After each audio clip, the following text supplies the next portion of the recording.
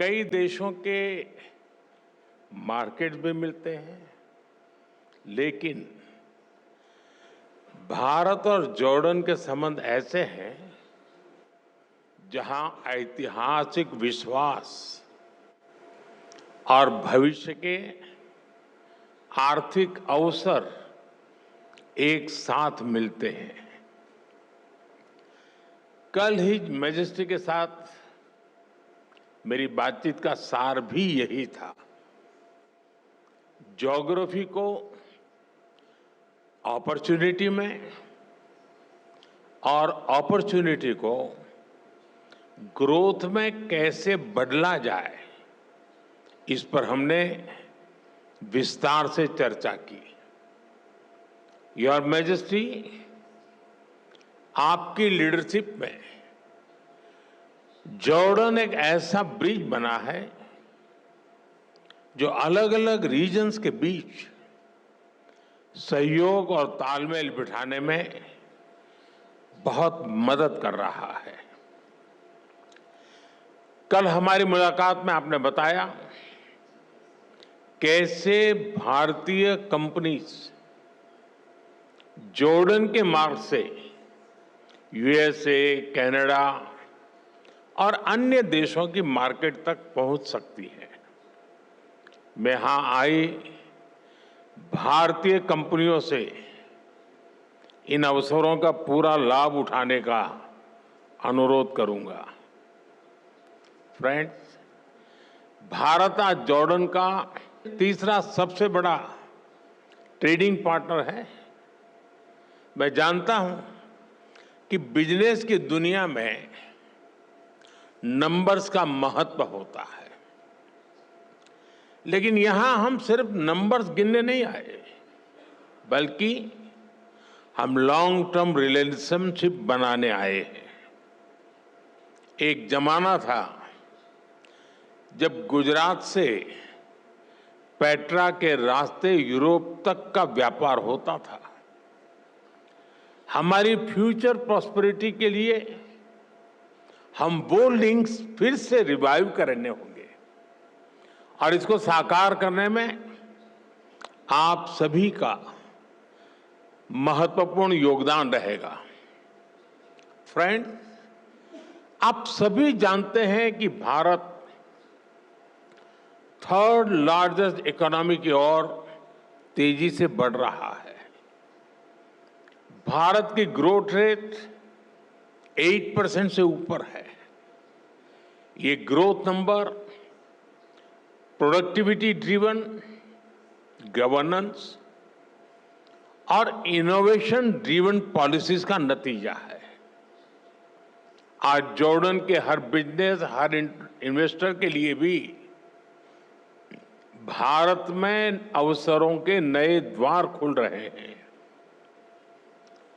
भारत की तेज ग्रोथ में आप सहयोगी बन सकते हैं और अपने निवेश पर शानदार रिटर्न भी पा सकते हैं।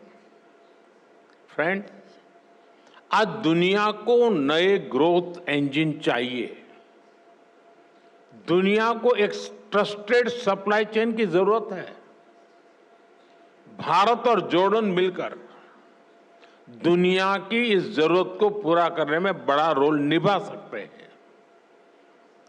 मैं आपसी सहयोग के कुछ की सेक्टर्स की चर्चा आपके साथ जरूर करना चाहूंगा। ऐसे सेक्टर जहां विजन, वायबिलिटी और वेलोसिटी ये तीनों मौजूद है। पहला, डिजिटल पब्लिक इंफ्रास्ट्रक्चर और आईटी। इसमें भारत का अनुभव जॉर्डन के बहुत काम आ सकता है।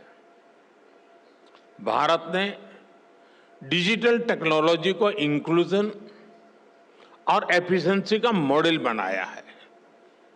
हमारे यूपीआई, आधार, डिजी लॉकर जैसे फ्रेमवर्क्स आज ग्लोबल बेंचमार्क बन रहे हैं। हिज मैजेस्टी और मैंने इन फ्रेमवर्क्स को जॉर्डन के सिस्टम से जोड़ने पर चर्चा की है। हम दोनों देश फिनटेक, हेल्थ टेक, एग्रीटेक ऐसे अनेक सेक्टर्स में अपने स्टार्टअप्स को डायरेक्टली कनेक्ट कर सकते हैं। एक शेयर्ड इकोसिस्टम बना सकते हैं जो हम आइडियाज को कैपिटल से और इनोवेशन को स्केल से कनेक्ट कर सकते हैं। फ्रेंड्स, फार्मा और मेडिकल डिवाइसेस के क्षेत्र में भी अनेक संभावनाएं हैं। आज हेल्थ केयर सिर्फ एक सेक्टर नहीं है, बल्कि एक स्ट्रेटेजिक प्रायोरिटी है। जॉर्डन में भारतीय कंपनियां मेडिसिन बनाएं, मेडिकल डिवाइस बनाएं, इससे जॉर्डन के लोगों को तो फायदा होगा ही, वेस्ट एशिया और अफ्रीका के लिए भी जॉर्डन एक रिलायबल हब बन सकता है। जेनरिक्स हो, वैक्सीन्स हो, आयुर्वेद हो या wellness, India brings trust and Jordan brings reach. Friends, अगला सेक्टर एग्रीकल्चर का है। भारत को ड्राई क्लाइमेट में खेती का बहुत अनुभव है। हमारा ये एक्सपीरियंस जॉर्डन में रियल डिफरेंस ला सकता है। हम प्रिसीजन फार्मिंग और माइक्रो इरिगेशन जैसे सॉल्यूशन पर काम कर सकते हैं। कोल्ड चेन्स, फूड पार्क्स और स्टोरेज फैसिलिटीज बनाने में भी हम मिलकर काम कर सकते हैं। जैसे फर्टिलाइजर्स में हम जॉइंट वेंचर कर रहे हैं, वैसे ही अन्य क्षेत्रों में भी हम आगे बढ़ सकते हैं। फ्रेंड्स, इंफ्रास्ट्रक्चर और कंस्ट्रक्शन तेज ग्रोथ के लिए बहुत जरूरी है।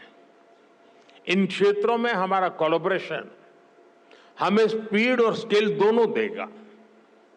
हिज मैजेस्टी ने जॉर्डन में रेलवे और नेक्स्ट जनरेशन इंफ्रास्ट्रक्चर बनाने का विजन साझा किया है। मैं उनको विश्वास दिलाना चाहता हूं कि हमारी कंपनियां उनके विजन को साकार करने के लिए सक्षम भी हैं और उत्सुक भी हैं। कल हमारी मुलाकात में हिज मैजेस्टी ने सीरिया में इंफ्रास्ट्रक्चर रिकंस्ट्रक्शन की जरूरतों के बारे में भी बताया।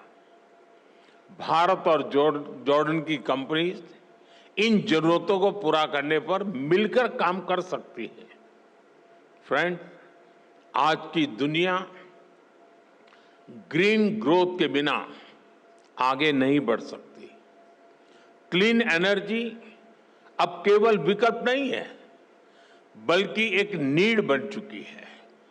Solar, wind, green hydrogen, energy storage, इसमें भारत बहुत बड़ी इन्वेस्टर के रूप में काम कर रहा है। जॉर्डन के पास भी बहुत बड़ा पोटेंशियल है जिसे हम अनलॉक कर सकते हैं। ऐसे ही ऑटोमोबाइल और मोबिलिटी का सेक्टर है। भारत आज अफोर्डेबल ईवीज, टू व्हीलर्स और सीएनजी मोबिलिटी सॉल्यूशंस में दुनिया के टॉप देशों में से एक है। इस क्षेत्र में भी हमें ज्यादा से ज्यादा काम मिलकर करना चाहिए। फ्रेंड, भारत और जॉर्डन दोनों देश अपने कल्चर, अपनी हेरिटेज पर बहुत गर्व करते हैं। हेरिटेज और कल्चरल टूरिज्म के लिए भी दोनों देशों में बहुत अधिक स्कोप है। मैं समझता हूं कि दोनों देशों के इन्वेस्टर्स को इस दिशा में आगे बढ़ना चाहिए। भारत में इतनी सारी फिल्म्स बनती है, इन फिल्मों की शूटिंग जॉर्डन में हो या ज्वाइंट फिल्म फेस्टिवल्स हो, इसके लिए भी जरूरी प्रोत्साहन दिए जा सकते हैं। भारत में होने वाली अगली वेव समिट में हम जॉर्डन से एक बड़े डेलीगेशन की अपेक्षा करते हैं। फ्रेंड, ज्योग्राफी जॉर्डन की स्ट्रेंथ है और भारत के पास स्किल भी है और स्केल भी। दोनों की स्ट्रेंथ जब एक साथ आएगी तो इससे दोनों देशों के नौजवानों को नए अवसर मिलेंगे। दोनों देशों की सरकारों को उनका विजन बिल्कुल स्पष्ट है। अब बिजनेस वर्ल्ड के आप सभी साथियों को अपनी इमेजिनेशन, इनोवेशन और एंटरप्रेन्योरशिप से इसको जमीन पर उतारना है। अंत में मैं आपसे फिर कहूंगा, come let us invest together, innovate together and grow together. Your majesty, एक बार फिर आपका, जॉर्डन सरकार का और इस कार्यक्रम में उपस्थित अन्य सभी महानुभावों का मैं हृदय से आभार व्यक्त करता हूं। शुक्रान, बहुत बहुत धन्यवाद।